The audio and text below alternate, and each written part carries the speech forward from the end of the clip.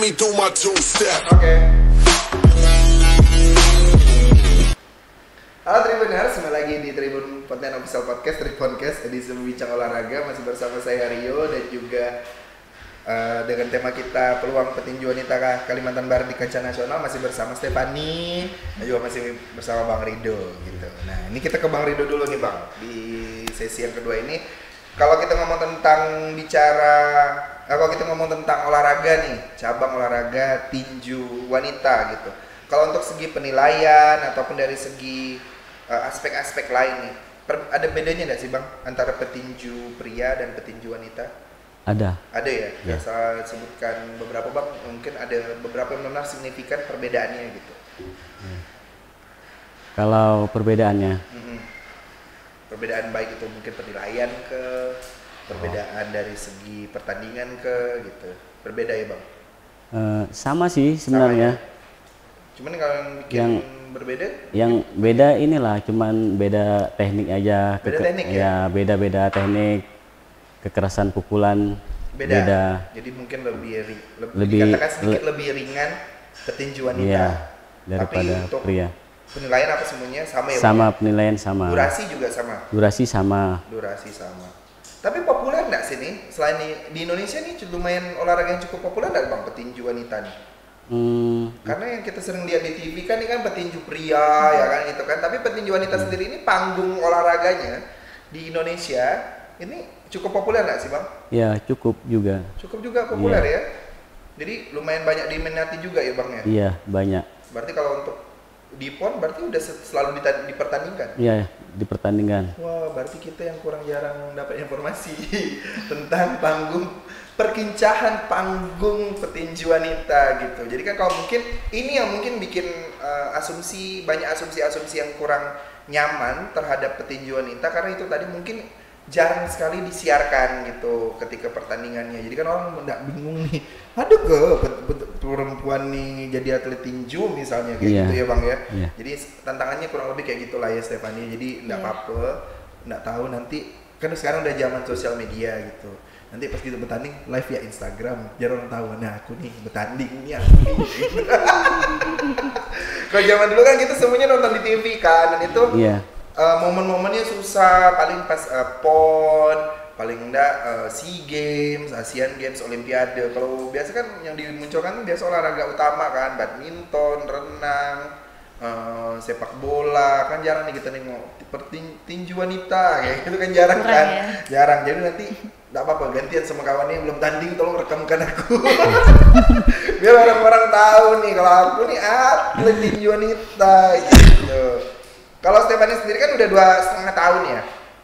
Berarti dari umur mulai 16 tahunan berarti 15-16 tahun mulai tinju.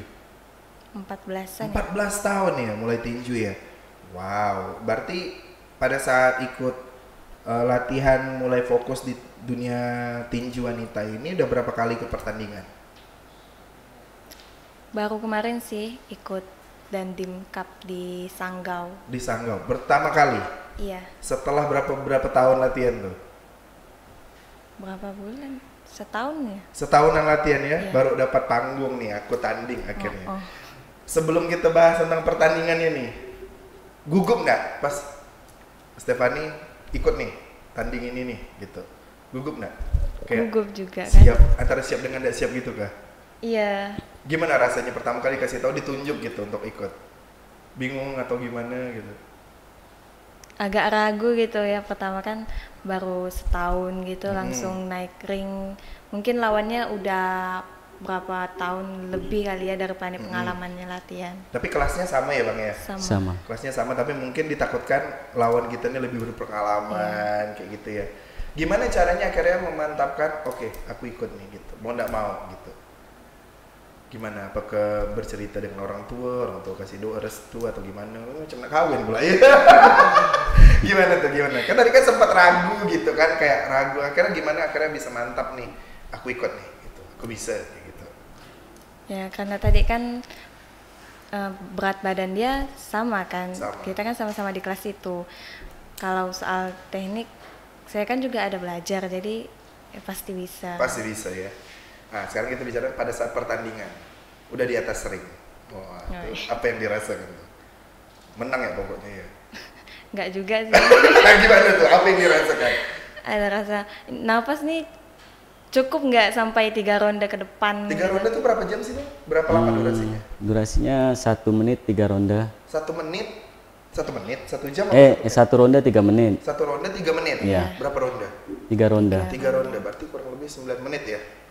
Iya. 9 menit. Itu gimana perasaannya? Sampai enggak gitu nafas? Lebih fokus di nafas ya? Iya. Tapi pas udah lihat lawannya, sempat merasa lebih deg-degan lagi enggak?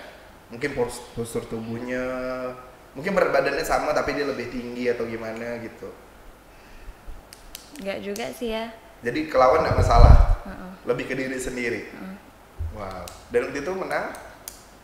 Menang, alhamdulillah. Alhamdulillah, dapat medali atau juara atau gimana? Medali emas? Perunggu, perak.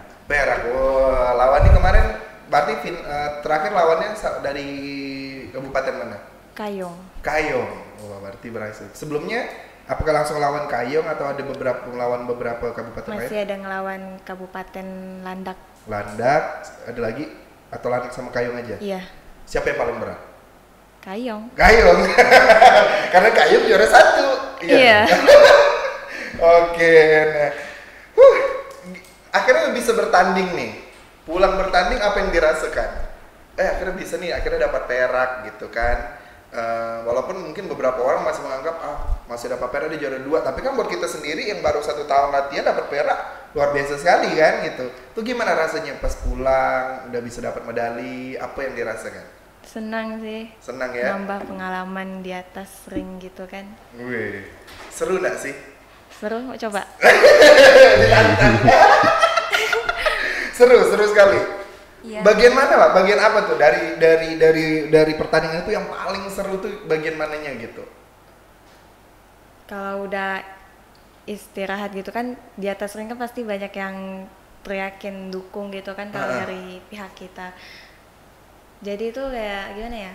Oh ini udah diteriakin, udah mati kan, berarti harus bisa. Harus bisa gitu ya. Iya. Kemarin pertandingannya berarti di Pontianak? Di Kabupaten Sanggau. Di Kabupaten Sanggau. Berarti berarti berapa orang yang ikut nih? Banyak fansnya berarti. Iya. 9 apa 10 ya kemarin? Berarti, Yang dari Kuburaya yang berangkat kemarin 9 petinju. 9 petinju. Iya. Berarti kan tim-tim yang mungkin kalau pas lagi Stefani tampil, yang lain nonton Stefani, ngasih dukungan kayak gitu. Senior gitu ya. Di usia berarti berapa? 16 tahun pertama kali tanding. 17 tahun. 16 tahun lah kan, kamu belum 17 kan? Belum 17. Baru masuk 16, menjelang 17 tahun udah bisa dapat medali perak, bertanding pula. Sempat nggak percaya gitu nggak sih Stefani kayak? Iya, nggak percaya kalau lihat medali. Karena medali itu, kok aku bisa ya gitu ya? Iya. Oke, nah menarik sekali nih. Nah, ke Bang Rido lagi nih Bang. Ya siap. Kalau untuk menjadi seorang atlet tinju nih, khususnya di Kalimantan Barat nih kan, apa saja sih yang mesti dipersiapkan agar bisa masuk ke pertandingan nasional gitu? Apa sih yang harus dipersiapkan teman-teman kita sebagai atlet gitu, biar kita bisa jebol nih masuk nih pertandingan nasional gitu? Ya, kita latihan harus lebih keras lagi. Oke. Disiplin. Itu aja. Latihan yang keras dan disiplin. Satu kali latihan berapa lama Bang? Durasi? 2 jam. 2 jam. Dalam satu hari apakah satu kali aja? Satu kali. Satu kali setiap hari tapi? Malam Pagi minggu enggak? sama ini kalau misal waktu mau tanding itu 1 hari 3 kali. Satu hari 3 kali? Ya, pagi, siang sama sore. Kalau yang mau umum bertanding, biasa? kalau yang biasa saya hanya malam aja melatih. Malam? Ya. Oke. Senin sampai Minggu? Kita jadwal latihannya dari Hari Senin? hari malam Rabu, Oh, malam Rabu. malam Kamis, malam Jumat itu di Imperium Gym. Terus fisik ya Bang ya? enggak, latihan teknik latihan teknik. ya, fisik, teknik apa ada semua di situ kan. Terus malam Sabtu sama malam Senin, Selasa di AA Gym kemarin. Oke. Ya, terus Minggu paginya di SMK Pancabakti kita. Oh, Ada ring tinjunya di situ. di sekolah ada ring tinju? Ya. Ada. Wah, itu kok guru-guru malas nih, banyak anak nakal. Kau nih suka nak berkelahi, aku kasih ring tinju. bukan ya, itu dipakai buat latihan ya? Iya, pakai buat latihan. Kan? Biasa kan anak nakal kan suka berkelahi gitu bang. Kalau saya jadi guru sih, saya taruh di ring tinju.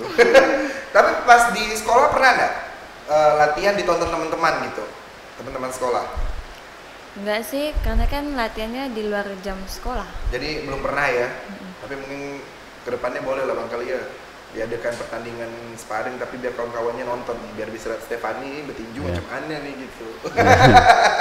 Mumpung masih kelas 12 kan, belum lulus, kasih sedikit cerita gitu di sekolah biar orang tahu nih bukan sekedar atlet kayak kaleng-kaleng nih aku nih gitu. Alright. Nah, Stefani ini kan yang masih muda sekali nih, masih sangat muda gitu. Kita tadi udah saya sedikit singgung gitu tadi di awalnya, respon keluarga gimana, respon teman-teman sendiri gimana. Kalau dari Stefani sendiri gimana lah tuh caranya nyampaikan ke orang tua gitu, menceritakan ke teman-teman bahwa aku nih atlet tinju gitu. Gimana caranya ketika teman-teman orang tua atau keluarga atau teman-teman sekolah tuh atau guru bertanya, yang kayak saya tanyakan ke Stefani kurang lebih nih pengalaman. Itu gimana caranya Stefani menjelaskan kalau Stefani seorang atlet tinju gitu ke keluarga, ke teman-teman tuh gimana? Kalau ke teman-teman kurang siap pengenalan kalau Pani atlet tinju. Ini nggak terlalu suka gimana ya di expose gitu kan. Oke. Mungkin ke keluarga cerita gitu, mungkin dia dapat dukungan. Ya gitu sih sama mama kan, kalau waktu-waktu senggang mama Pani ajak ngomong.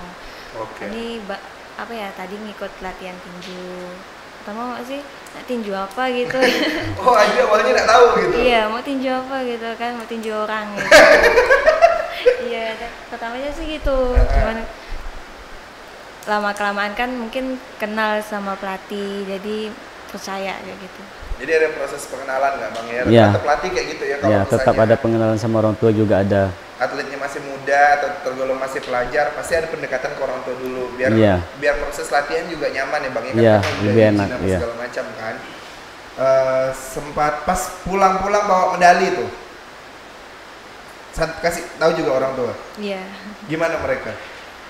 Kaget? Gak nyangka sih, cuma kan belum lama gitu. Gak nyangka langsung dapat medali gitu. Wah, berarti lain kali harus diajak orang tuanya nonton. Tak tega kali ya. Kak, ada gitu nggak sih bang? Itu pertanyaan saya di awal tuh. Ada rasa kayak, mungkin pertanyaan saya di awal tuh ada rasa tega nggak dimukul orang pada saat di ring tinju? Iya, takut lalu dipukul orang gitu kan? Gitu. Ada di awal-awal. Ada, mama juga takut kayak gitu. Kalau bang Rido sendiri nih, yang udah 15 tahun melanglang buana di dunia pertinjuan nih, di awal-awal sempat kayak, iya kan, harus tinju dia gitu. Iya harus. Tapi tega tuh dibuang gitu ke bang? Tega itu harus dibuang, daripada kita dipukul lebih baik kita memukul. Lebih baik kita pukul? Iya. Wah, berarti itu salah satu, mungkin bukan prinsip ya, tapi salah satu pola ditinju ya, daripada kita diam, kita yang diban orang, berarti kita yang ninju. Jadi, dan kita harus percaya orang yang sudah sampai di ring itu pasti orang yang sudah melakukan proses latihan dan juga ngerti teknik ya bang. Iya. Jadi tidak mungkin dia akan merelakan dia dipukul sama kita, atau kita juga akan mungkin rela dia pukul kita. Karena otomatis kita udah tahu cara menghindar apa segala macam gitu. Tapi sempat dalam pengalaman nih, baik itu pengalaman latihan kan, kalau Stefani masih hitungannya baru, pertandingan sekali, alhamdulillah dapat perak ya. Kalau Bang Rido kan udah 15 tahun, sempat ada kejadian terpukul, bukan kejadian yang terpukul ya, jadi kejadian dipukul lawan yang membekas gitu. Kan kalau kita lihat pertandingan orang di TV-TV itu kan macam-macam lah kan, ada yang dia berkelahi lah setelah pertandingan atau apa gitu. Ada nggak kejadian selama pertandingan yang dipukul itu membekas sekali gitu? Mungkin sembuhnya lama atau mengakibatkan apa gitu? Pernah? Ya, ada, pernah. Pernah di bagian mana bang? Bagian hidung. Hidung. Ya. Wah, itu akibat ngapa bang? Apa akibat memang sudah mulai kondisi juga cukup melemah atau misalnya agak kurang fokus atau gimana? Ya kurang fokus juga sih. Kurang fokus? Ya. Itu yang dirasakan gimana tuh bang? Udah mulai pusing lagi? Udah mulai pusing, rasanya bintang-bintang pala. Itu berarti ini sempat menimbulkan kayak cedera gitu, darah misalnya? Iya, darah. Wah, itu pertama kali bang? Pertama kali. Pas sudah selesai bertanding, apalah yang abang rasakan? Merasa kecewa karena kalah kan. Kalah ya? Iya, kenapa bisa itu terjadi gitu bang ya? Iya. Tapi pas pulang ke rumah ketemu keluarga, panik enggak mereka kayak, ini kenapa nih? Ini Enggak, karena biasa dah. Udah biasa dah ya bang? Biasa. Wah, berarti itu cedera. Itu berapa lama sembuhnya? Enggak, sebentar aja, hanya keluar darah aja. Udah selesai. Udah ya. Oke. Kalau Stefani sendiri pernah enggak? Pernah. Gimana tuh? Waktu tanding. Waktu tanding? Berarti pertandingan kemarin berarti? Iya, waktu tanding kemarin sempat katanya sih bengkak ya di kelopak mata. Katanya berarti enggak merasa? Enggak merasa. Iya. Kalau abang kan merasa nih, hidung saya berdarah nih, karena ada darahnya. Kalau Stefani nih, katanya sih bengkak, tapi enggak ngerasa? Enggak, kan turun dari ring katanya, matamu bengkak katanya kan. Iya karena enggak terasa gitu kan. Enggak terasa? Sibuk ngaca lah, enggak sih enggak bengkak. Tapi kalau udah pas pulang berapa hari, besoknya ya langsung memang kelihatan biru gitu, tapi enggak. Oh, biru, memar kayak gitu ya? Iya. Itu berarti dipukul di bagian mata berarti, terkena? Mungkin kena jab kali ya. Oh, oke. Tapi enggak ngerasa apa-apa, udah mental tinju ya? Enggak. Tolong ya, ketika mata anda bengkak, anda masih merasakan anda belum siap jadi seorang petinju. Jadi ketika anda ini mata bengkak, anda tanya, katanya sih bengkak nih, tapi nggak terasa, udah boleh ikut jadi atlet tinju. Kalau Bang Ridwan sampai dah hidungnya, wow, berarti lumayan. Ini mungkin yang dianggap beresiko kali Bang ya, karena bisa kalau kita lengah atau kita sendiri kita bisa cedera gitu, tapi bukan berarti dalam kategori cedera yang berlebihan. Karena kan kita udah bisa menangkis, melawan gitu, bukan membiarkan diri kita dipukul orang kan ya Bang ya. Jadi kalau ditinju tuh kayak gitu, nah di Tribuners. Jadi jangan sampai salah mengartikan pukulan-pukulan itu tuh bukan berarti tidak ada dasarnya gitu, itu ada dasarnya gitu. Tapi ketika memang atletnya cedera, berarti pada saat itu mungkin kondisi sudah mulai melemah, udah mulai kurang fokus. Ya. Itu ada tanda-tanda, belum tentu tanda-tanda kekalahan juga sih emang. Belum tentu. Nah, soalnya saya pernah nonton tuh, makin di berdarah dia jadinya makin tambah naik adrenalinnya gitu. Oh, aku buat aku berdarah. Ya, manas gitu. Tunggu kau. Ngomong tentang emosi nih di atas panggung. Di tahapan-tahapan mana tuh mulai kayak kau nih ya, kayak gitu-gitu, kayak mulai berapi-api gitu. Itu di ronde berapa lah gitu Bang rata-rata? Ya ronde pertama pasti. Ronde pertama itu udah langsung ya? Langsung emosi biasa. Kalau Stefani? Iya. Dari 2 hari sebelum tanding kali ya? Jauh. Melatih emosi jadi kayak buat aku marah budak, buat aku marah. Enggak lah ya. Di momen-momen kapan nih terakhir tanding kayaknya gitu, adrenalin memuncak. Aku siap melawan Anda gitu, gimana? Kalau emosi naik tuh waktu dia pukulannya masuk gitu kan, dia udah dapat pukul gitu kan, jadi dia mukul saya pun juga mukul dia gitu. Oke. Kau mukul aku, kau tak tahu siapa aku. Kau tak tahu siapa pelatih aku nih, sakit kamu. Tapi berarti nggak kayak gitu lah ya. Nggak. Cuma pengen kayak, berarti harus ada pembalasan lah, paling tidak pembalasan untuk pukulan yang tadi. Pukulan yang tadi gitu. Jadi tidak ada dendam ya, kalau sama atlet tidak boleh dendam ya Bang ya. Iya, tidak ada. juga bertanding ya Bang, mau tandingan apapun ya ada kalah ada menang gitu. Oke. Nah sekarang kita ngomong tentang kondisi sekarang nih. Walaupun kondisi sekarang nih harus kita omongkan terus-terusan karena memang kita sedang diberi cobaan ya Bang, seluruh dunia ya, pandemi COVID-19. Ini semuanya orang bahas nih.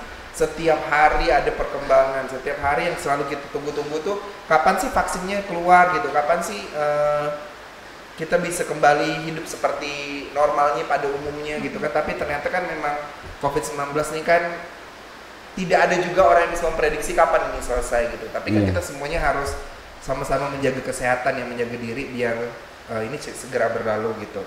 Bicara tentang COVID-19 nih Bang, kan pasti ada prosedur latihan yang akhirnya sedikit terganggu gitu. Iya. Iya kan Bang kan?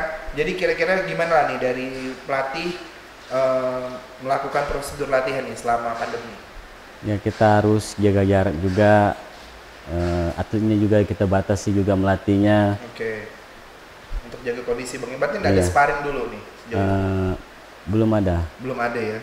Karena kan kalau tinju harus mungkin karena bersentuhan kali Bang ya. Jadi ditahan dulu. Jadi sementara latihannya Ya latihan ringan-ringan aja latihan dulu. ringan ya. Iya. Penting ada terus nih latihan nih Iya, biar penting ada biar rutin. jangan malas gitu ya.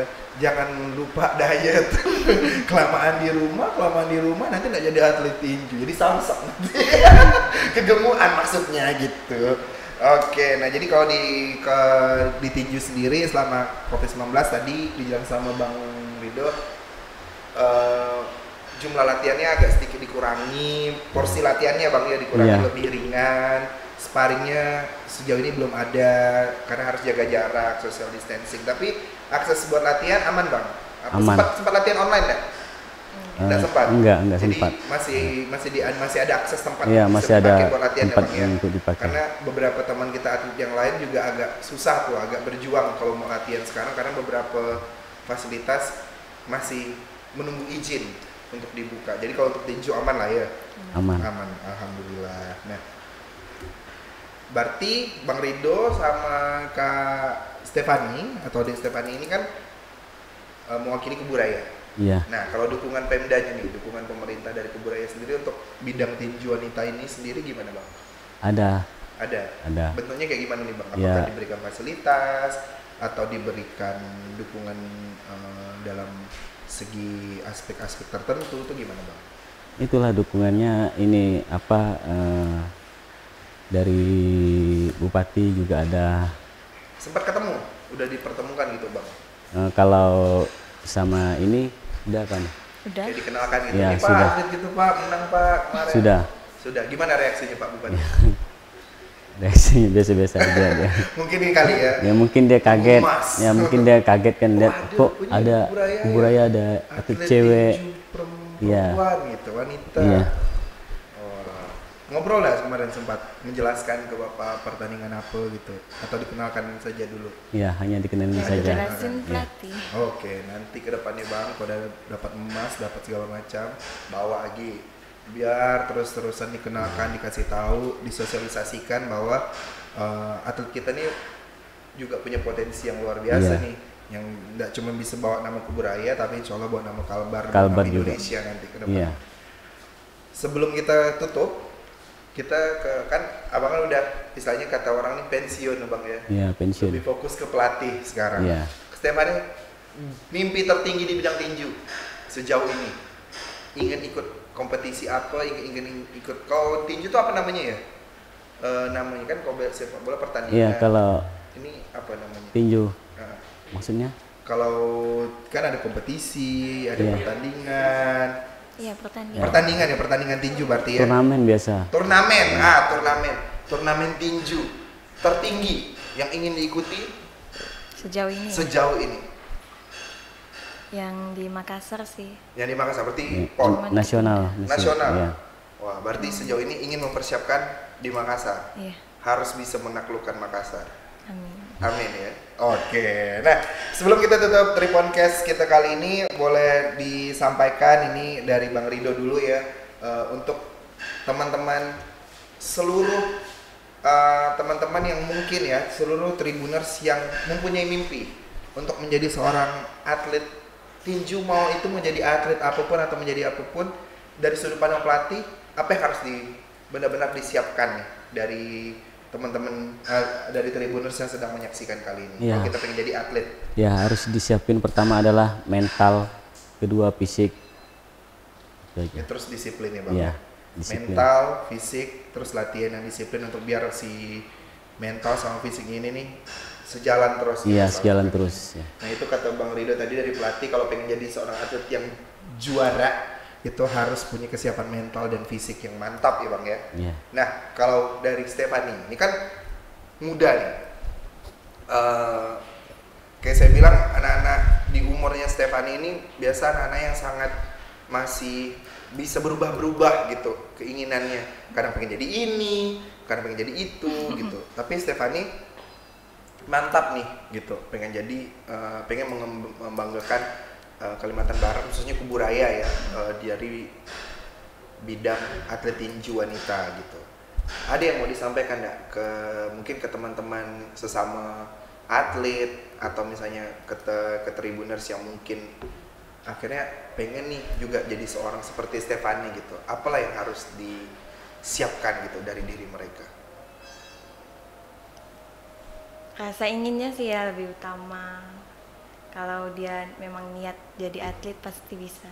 Jadi harus ketertarikan dan niat yang lebih yang diutamakan gitu ya.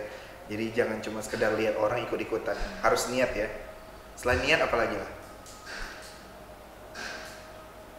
Rasa tertariknya gitu kan, jadi dia makin semangat tiap hari latihan, tiap hari siapkan mental gitu.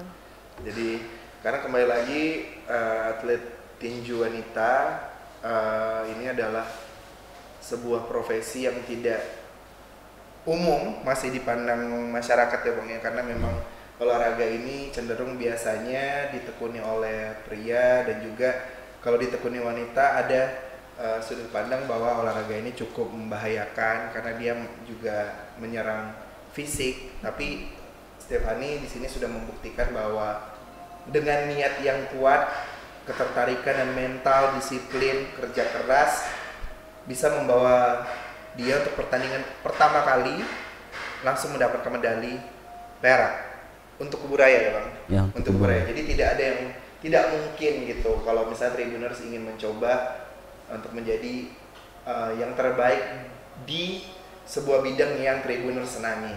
Baiklah, terima kasih untuk Stephanie dan juga Bang Rido udah berbagi cerita tentang peluang petinju wanita Kalbar di kancah nasional. Semoga nanti pertandingan di Makassar kemungkinan tahun depan ya Bang ya. Mungkin selesai pandemik. Selesai pandemi, pokoknya kita doakan cepat selesai. Ya, enggak tahu di mana kan, pokok ada pertandingan kita berangkat. Pokoknya ada pertandingan kita berangkat. Stephanie udah siap? Udah. Siap. Oke. Nah, demikianlah Triponcast, Tribun Pontianak Official Podcast edisi berbincang olahraga kali ini. Semoga dapat memberikan inspirasi untuk Tribuners semuanya yang menyaksikan di rumah, dan jangan lupa juga saksikan Triponcast dan juga terus update di seluruh sosial media Tribun Pontianak, di Instagram Tribun Pontianak dan juga Facebook di Tribun Pontianak Interaktif. Saya Rio Riandani, sampai jumpa.